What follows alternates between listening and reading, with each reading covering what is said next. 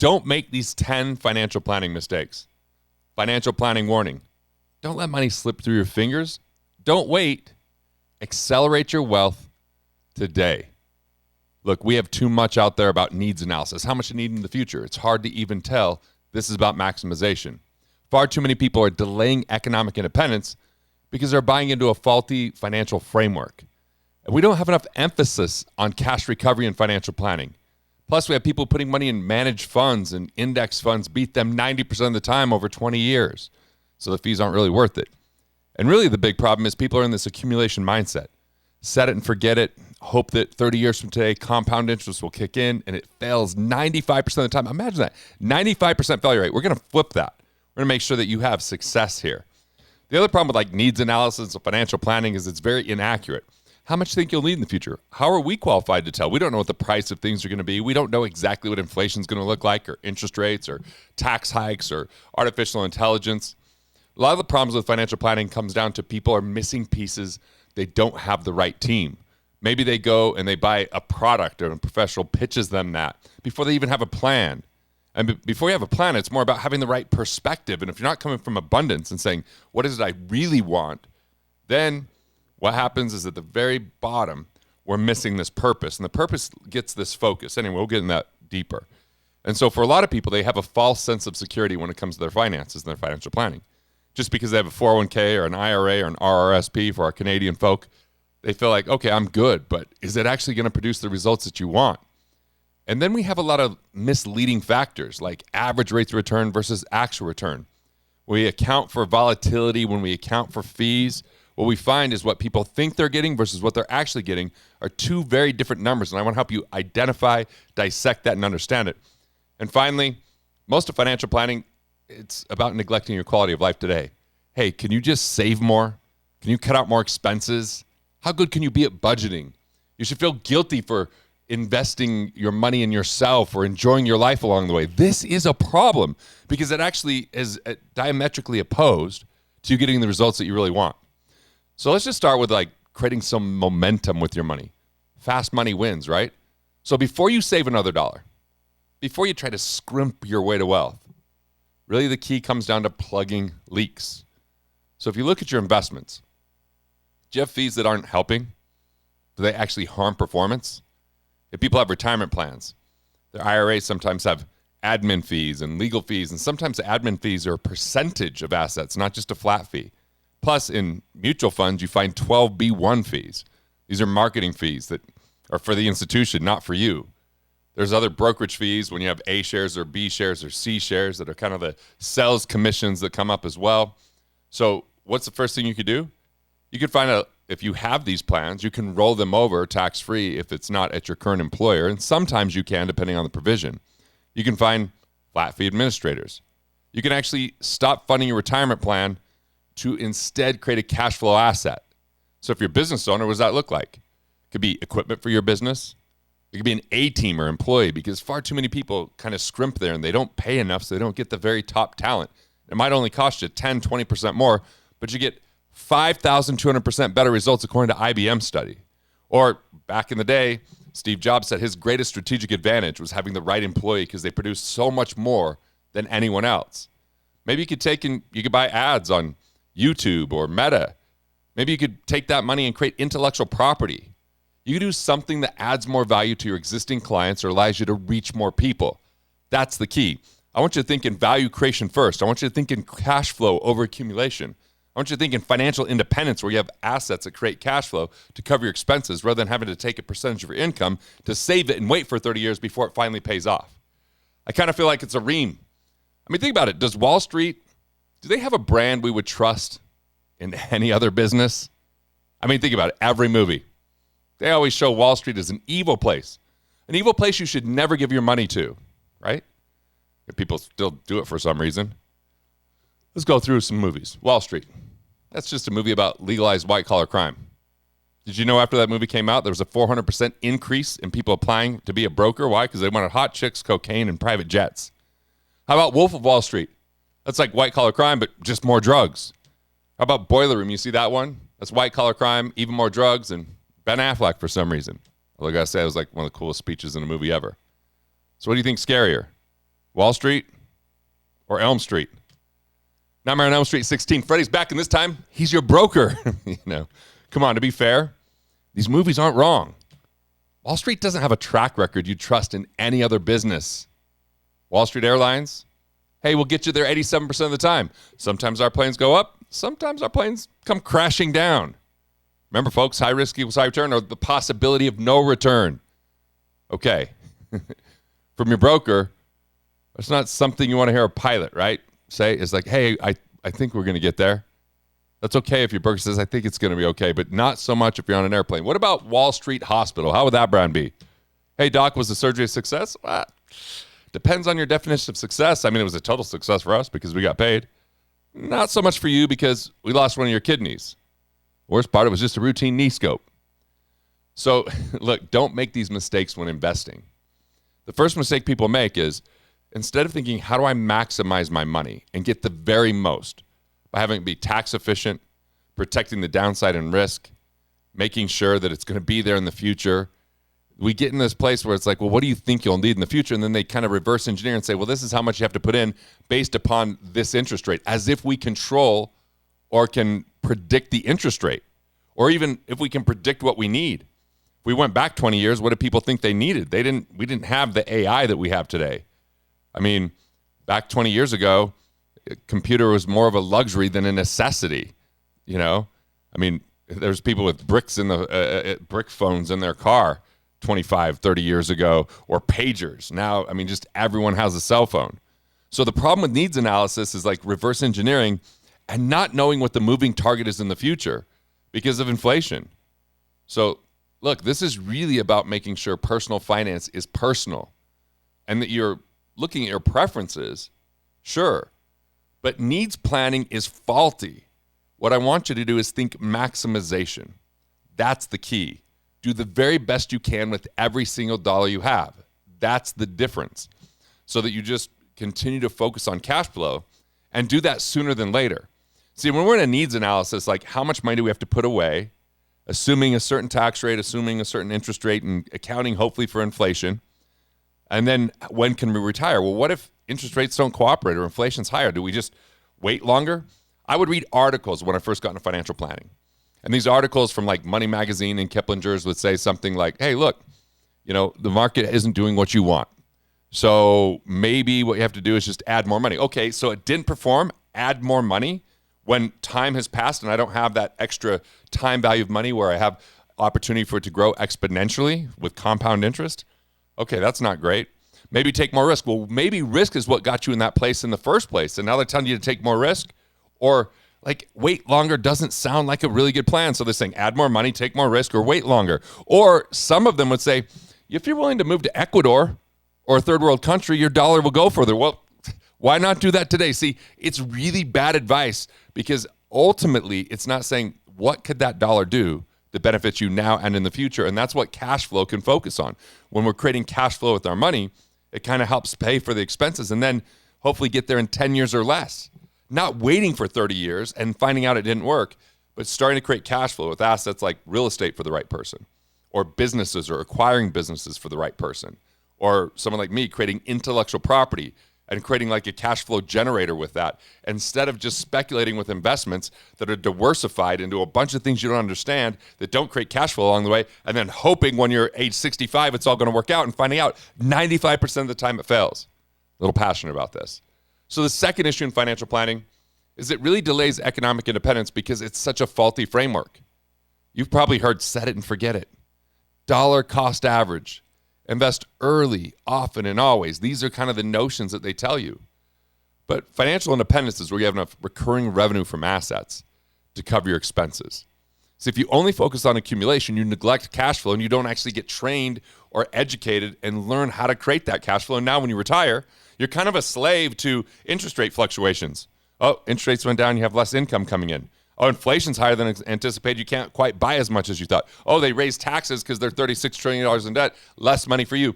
See, when people aren't in control of the outcome of their income with financial planning and now they retire, it becomes a place where they're spending far too much time seeing what's happening in the economy and not enough time enjoying their life. Yet it was the dream they were presented. Hey, one day, someday, you'll finally get to enjoy your life. So instead, I'm going to tell you, The 5 levers are key. First is plug your financial leaks, keep more of what you make. Second is strategically engineer wealth. How much cash flow would you have to have come in to cover your expenses today, not 30 years from now, and start building that plan? That's the third piece, is accelerate your investment income. Find lazy assets. You can have retirement plans start kicking off cash flow, and there's ways to get to that without a penalty. You can take assets that are just accumulating and say, what if I put that in a cash flowing asset that kicks off interest or dividends? And then the fourth thing is, if you're a business owner, you scale your business revenue. You invest in the right people or the processes or the technology and artificial intelligence that allow for more efficient procedure to deliver the value that you create. That's the 5 levers, right? Well, it's 4 of the 5.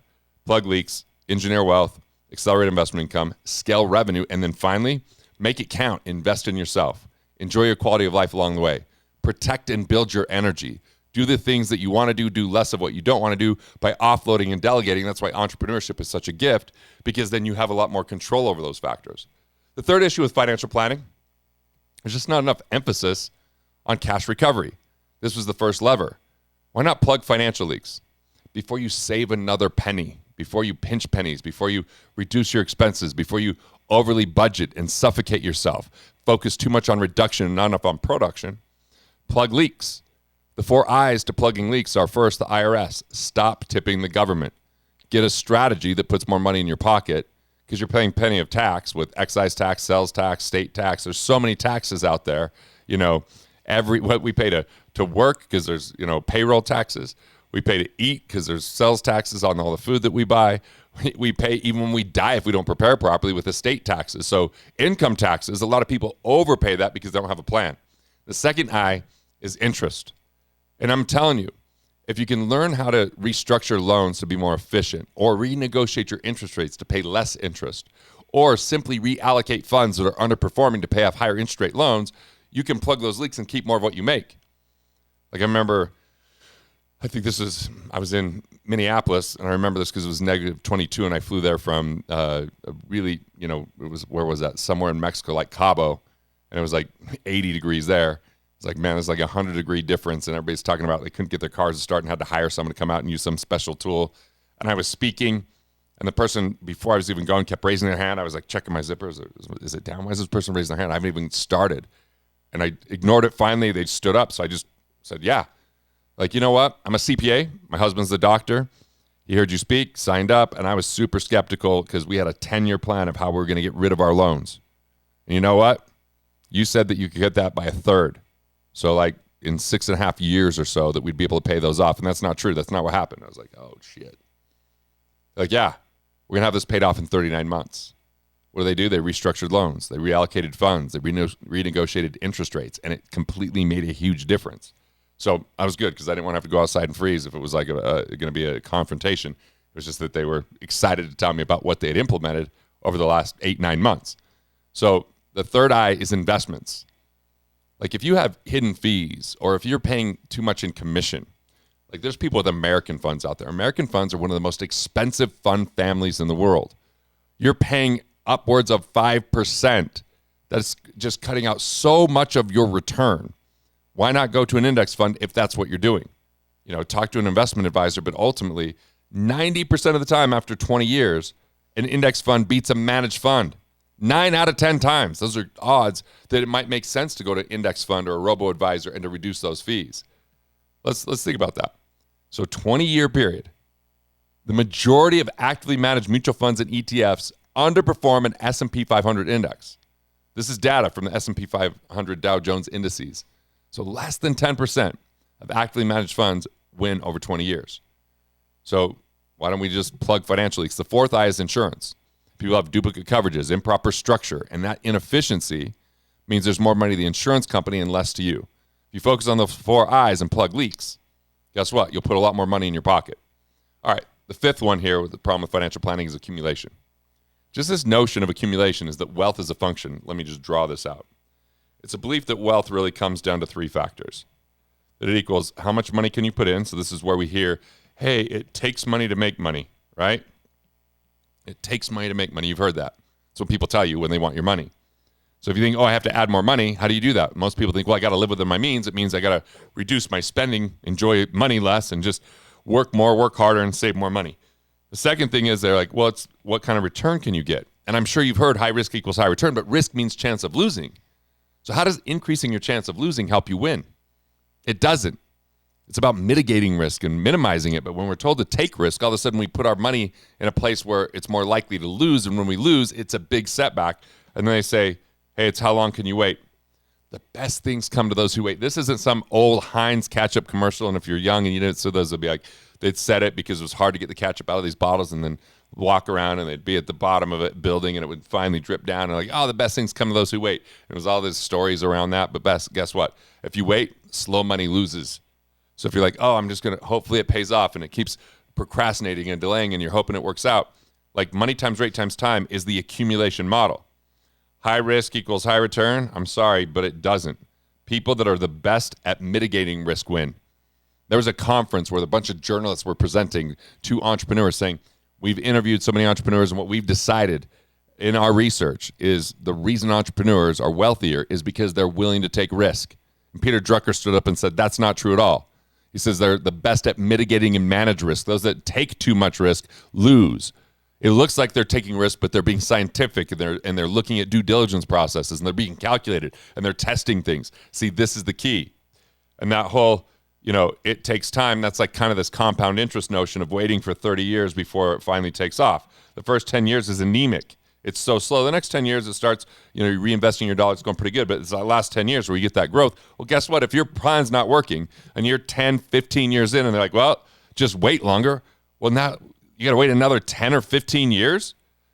Now what? You're finally going to get to enjoy life when you're too damn old to enjoy it? That's a faulty plan. That's the problem with accumulation. It neglects cash flow. Look, when you put your deposit in a bank, they're not accumulating wealth. They're creating cash flow.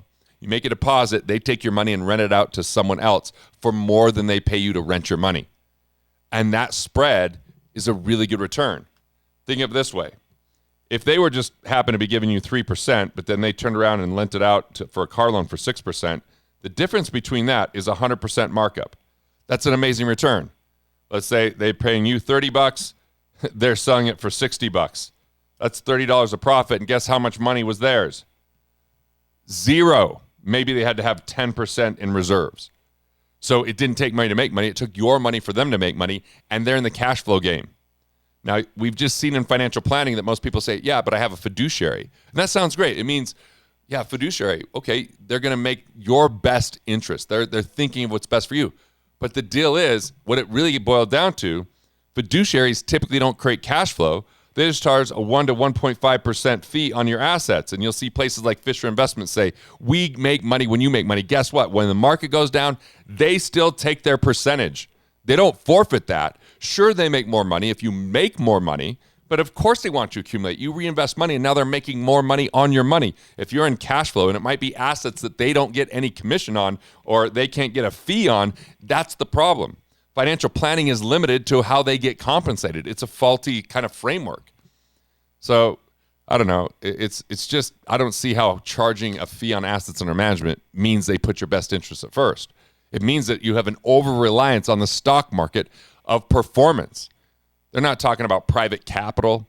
They're not talking to you about Bitcoin. They're not talking to you about gold and silver.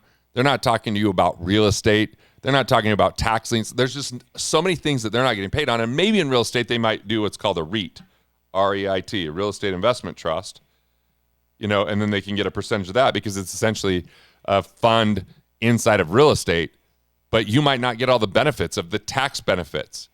You might not get all the benefits of other factors that you could have with real estate by just putting it into a fund. So that's another thing to kind of think about. So the sixth issue that we have here is financial planning. When they give you paper and say, here's your plan, it's worthless the next day because things have changed. It's not worth the paper it's printed on or the PDF that they sent it through because it's immediately inaccurate. Things have adjusted. So how far off course, if you're even 1% off and you're going sailing and you're 1 degree off, if you sail long enough, you're in the wrong hemisphere. 1% matters. 9.2%. I love this. This is just crazy. $100,000 at 10% over 30 years grows to $1,740,000 approximately.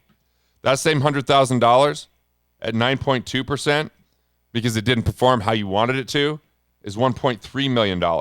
That's less than 1%, yet it's $340,000 off, right? So it's 1.4 million. So $340,000 difference there. That's a big difference on a very small amount.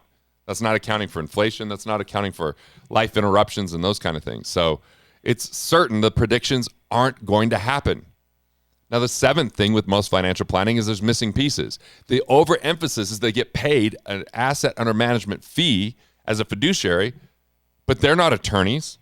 So are they actually making sure that you have asset protection handled, that you built your legacy plan? Because if you don't build it early enough, you end up paying estate tax later on. Or if something happens to you, then your family fights over it, or there could be unnecessary taxes or go through probate in the court system and become public knowledge. Do they set up the right corporation? Again, if they're not an attorney and you're a business owner, the wrong corporation means unlimited liability, higher chance of being audited, and ultimately that you're going to pay more in tax. Do they have accounting and tax strategists for you, or are they just deferring taxes and delaying it in a retirement plan, and you have to pay the taxes on the back end? Do you have a property and casualty agent that gets you an umbrella policy so you can transfer risk? So if there's ever an incident that someone gets injured at your home or you get in a car accident, it doesn't wipe out this wealth that you're building that might be exposed. What about if you become disabled? What about having the right life insurance that could allow you to spend more money in the future if you use the Rockefeller method? And you know what? For the Rockefeller method, just go ahead and send me a DM on Instagram, Garrett B. Gunderson, and put WWRD, what would the Rockefellers do? And I'll hook you up with the audiobook. WWRD, PDF or audiobook. And you can read about this and go into more detail to understand how you can spend 20, 30, 40, as high as 50% more if you have the right death benefit to secure against your assets. It's a huge difference. And in financial planning, do they have cash flow specialists? Do they even have a banker? Like, these are the problems. You might have major missing pieces that are losing money, that are uncoordinated, that are messy, and ultimately detrimental to your entire financial plan. All right, the eighth issue here, it's a warm, fuzzy blanket that's not real. It's the false sense of security. So you feel good because you're saving money, but if the market doesn't cooperate, you lose the time value of money and you're later, right? And so what happens if you don't have these pieces that I talked about before, or it's not performing how it's supposed to, or there's things outside of your control? Like, you might feel good about it, but as you get older and you find out, wait, this isn't where it's supposed to be, there's less that you could do about it because you don't have time for that to grow. I'm getting fired up here. What can I say? Now, here's the ninth issue. Average versus actual return. So let's take 100 grand. And let's say that you lose 10%. That sucks. Now you're down to 90 grand. But then you turn on Squawk on the Street. I was on that on CNBC once. And let's say it goes up to 10%. You're like, awesome. The market rallied. We're back. Nope. If there's no fees, you're only at 99,000. If there's fees, you might be at 96,000 or less because you paid the fees over that time, even though the market went down. So there's a cost to volatility. Volatility has an impact. There's also a cost that when the market goes down, it might impact your peace of mind and how you feel. All right, the 10th issue here. Financial planning is often at odds with what really creates wealth. You are your greatest asset. Not a stock, bond, not a piece of real estate, but it's you, your ability to produce an income. And what if your entire philosophy is, I've got to fund this financial plan at the expense of your quality of life? And maybe that requires a huge amount of energy. And now that energy's lost, so you don't have as much to give. And then you're like burned out with what you're doing. And then you're like, I just can't wait to retire because I hate what I do because I'm just trying to fund this plan. What about investing in yourself? What about growing your skills that matter? What about enjoying your life along the way so that you have energy, you feel refreshed, rejuvenated, you feel engaged in your work? Often people are funding these plans and they're like, I just got to keep doing this and eventually I'll get to live a better life. So here's the issues.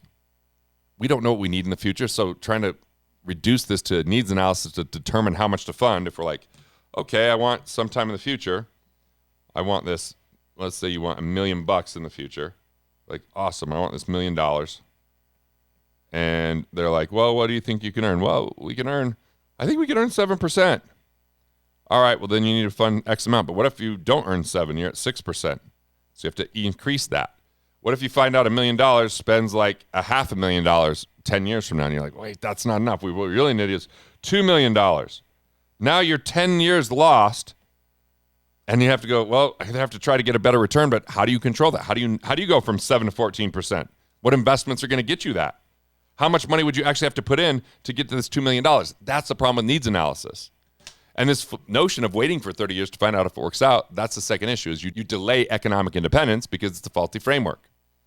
So start with cash recovery. Plug your financial leaks. Reduce unnecessary expenses inside of your funds that don't perform. Find out how you can velocitize. Here's what velocitize means. So accumulation was wealth equals money times rate times time. Velocity is simply in the economy.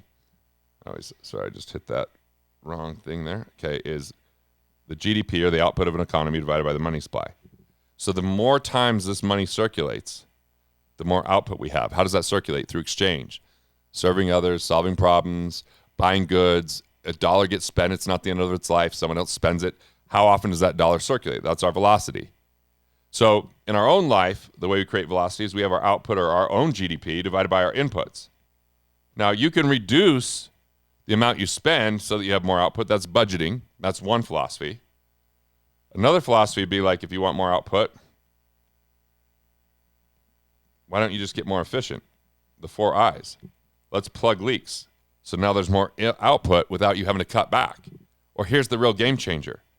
What if you keep your input fixed but increase your output through productivity, through serving more people, through solving bigger problems, from adding more value?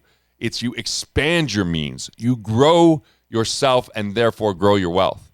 So that's different than accumulation. Plus, there's the inaccuracy with financial planning. We don't know what we're going to need in the future. There's maybe that it's not really financial planning, it's retirement planning, and it's missing huge pieces like car insurance, home liability being designed right, disability, medical, life insurance being designed right, accounting and taxes being designed properly, setting up the right corporations, making sure that you are saving on tax with the right accounting firm or the right tax attorneys. Like, these are huge components.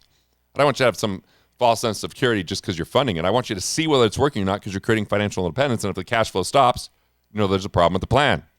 And we don't want you to buy into faulty notions that are misinformation, like average versus actual return. If you've seen those mountain charts, or the mountain charts are the things that say, hey, if you had invested just $1 at the inception of this fund, then now it would be worth $1,200 basically 40 years later. You're like, wow, that sounds really good. And they're like, little asterisk here, really fine print. That's average returns, not actual, and I already showed that. It's like saying revenue versus profit is what it's basically saying. Not accounting for volatility, right? Because that has an impact.